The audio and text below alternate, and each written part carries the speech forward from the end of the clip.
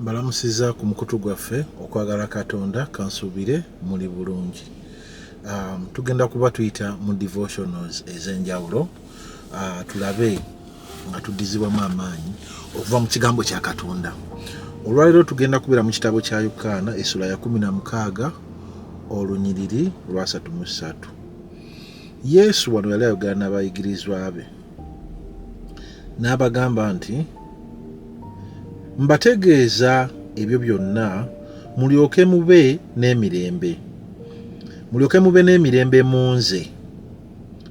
Mu nsi muno mujja kubonaabona naye mugume kubanga nze mpangudde ensi. Mbategeezezza ebyo byonna mulyoke mube n'emirembe mu nze. Mu nsi muno mujja kubonaabona naye mugume kubanga nze mpangudde ensi. Buno bubaka Yesu yali abuwa abayigirizwa be mu kaseera ako, naye naffe bwaffe abakkiriza mu Kristo tulina okumanya nti mu nsi eno mulimu okubonaabona era tugenda kubonaabona. Kikirize kigaane, tugenda kusanga ebintu eby'enjawulo ebitusoomooza, okufiirwa, ebintu ebigenda okutuukawo nga tebirina ansa.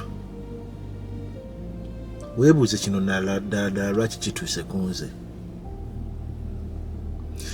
Naye agamba mube bagumu kubanga nze mpangudde ensi. Mube bagumu mu nze kuba muli mu nze, nze nawangula ensi. Nammwe mujja kuwangula newankubadde mu bulamu bw'ensi eno mugenda kubonaabona, mugenda kusoomoozebwa, muyinza n'okuttibwa, naye muba muli mu nze mulizuukira kubanga mbawo obulamu obutaggwaawo. Obulamu obutaggwaawo obuli mu Kristo Yesu kye kintu ekikyasinze mu nsi muno okusinga buli kimu. Nti omuntu ne bw'afa ng'ali mu Kristo tekikola nnyo makulu kubanga alina okukakasibwa nti alizuukira mu Kristo. Okitegeera? Kati Kristo atugamba okubonaabona kwo kugenda kujja. Mugenda kubonaabona mu nsi muno. It's a guarantee. Mugenda kubonaabona naye mube bagumu kubanga nze nawangula ensi eno. Okitegeera?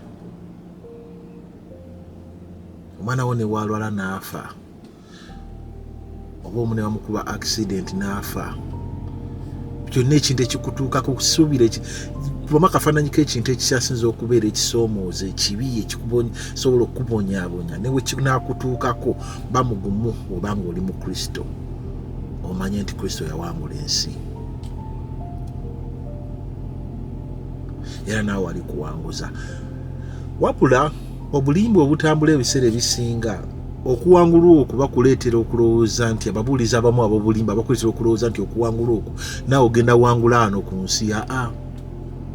Yes, kituufu Katonda asobola okuwanguza ebintu ebimu wano ku nsi, naye okuwangula Kristo kwayogerako kwe kuwangula kuli okusembayo, okw'okufa, okw'ekibi, okufa okw'emirembe gyonna.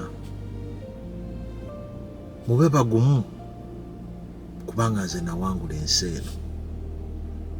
Namwe mumanye nti ne ku ssaawa eri envanyuma newankubadde nga mu nsi muno mugenda kubonaabona, muyinza n'okufa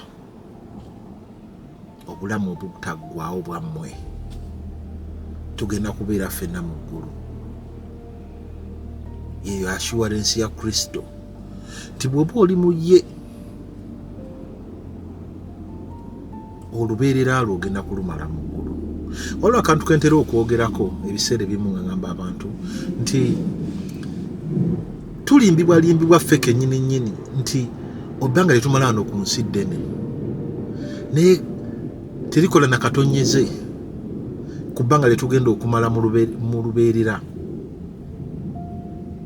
Oyo kyegenderezaako nti neomala ku nsi emyaka 2 olubeerera teruliko kkomo, tosana kulubala. Kati n'olw'ensonga eyo essanyu n'emirembe bye tugenda okufuna nga tumaze okuva mu bulamu bw'ensi eno tosobola na kubigeraageranya ku katono kano ke tubonaabona wano ku nsi. So bera bw'oba ng'olina ky'oyitamu ng'oli eyo, njagala kino kikuzeemu amaanyi nti Kristo yawangula ensi. Ba mugumu. Kanziremu nsoma olunyiriri lwa leero.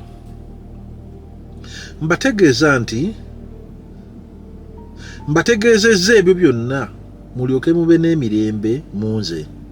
Mu nsi muno mujja kubonaabona, naye mugume, kubanga nze mpangudde ensi. Okuva mu Yokaana essula ya 16 olunyiriri lwa 3.